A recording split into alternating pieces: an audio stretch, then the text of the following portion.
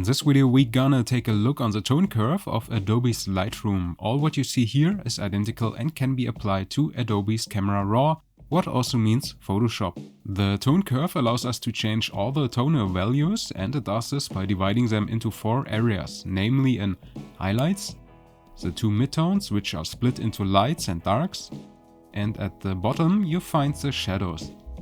The diagonal line is representing the image without any adjustments. Let's say I wanna decrease the brightness of the sun, so I have to adjust the highlights. I do that by moving the diagonal line at its top a bit down. If I wanna brighten up the shadows, I go here to the very bottom and move the line up. What is finally adjusted is the contrast in the specific regions. On the y-axis, what is the vertical line on the diagram, there happens the actual adjustments, and on the x-axis, the limits of shadows, midtones and highlights can be changed, what also has a creative effect. There's also a squeezed histogram of the actual image in the background of the tone curve, which can be helpful for editing. The tone curve looks daunting at first glance, but in the end it is quite simple to use. So the standard tone curve panel is set to the parametric curve. In this mode, the curve can only set to a certain limit, and this keeps the transitions from shadows to highlights relatively balanced. As you can see, I can change the midtones only in the range of this white transparent area. The same goes for shadows and highlights. So you cannot make crazy jumps like in the point curve, which I'm gonna show you now.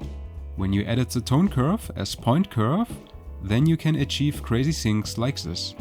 There are no limitations in setting the line. This mode is more for the experienced users because, as you can see, the sliders on the bottom are also gone, what implies everything is possible here. Even clipping is created easily. You set points to keep control of the areas. Anchors would be also a good term for this, because when I remove this point here now, the highlights jump immediately to the maximum. Then you have also the possibilities to control the different RGB channels individually to reproduce a certain film look, for instance.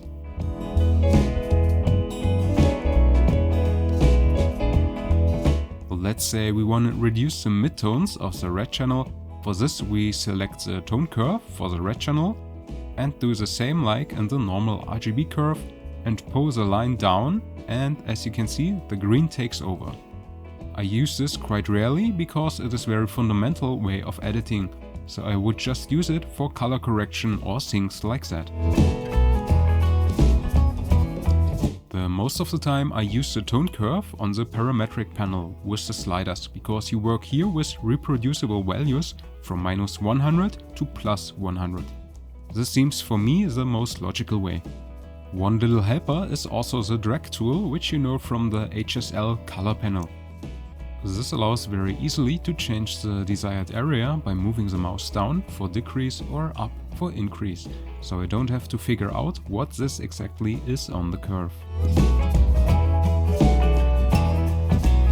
For the next step I need quick help of the automized editing of Lightroom. A classical shape of the tone curve, which you see a lot, is the S shape. That means the highlights are slightly amplified, the lights also a tiny bit, and the darks and shadows getting darker.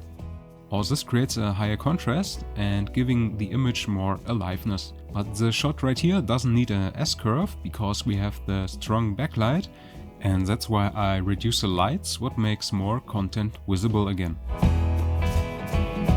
There is finally not much left to say about how the tone curve works, so it's up to you now and try to find the right settings which you like for your shots. In my case I can say I use it always, and it is a fundamental tool for me because you can create a precise contrast in all the areas of the image.